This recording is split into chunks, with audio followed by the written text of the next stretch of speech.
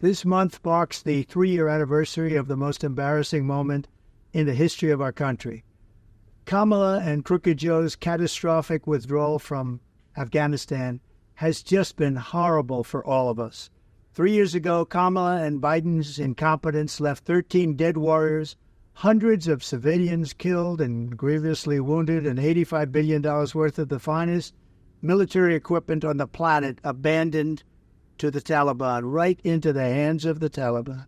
It also left 45 incredible soldiers so badly wounded, the legs, the arms, the face, obliteration. As Vice President, Kamala bragged that she was the last person in the room. She was the tough one. She was the last person in the room during that disastrous withdrawal from Afghanistan decision. She repeatedly praised the decisions, and she said it led to a catastrophe, but it was worth it.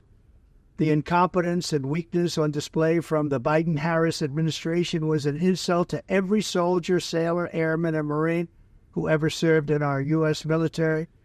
As we mark this horrible occasion, we mourn with the families of the great American heroes who lost their lives 3 years ago, and we vow to never forget the supreme sacrifice they made for our country.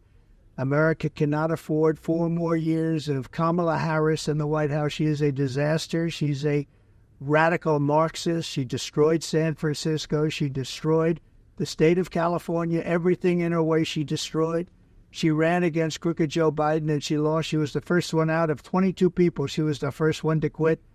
She never even in the primary made it to Iowa.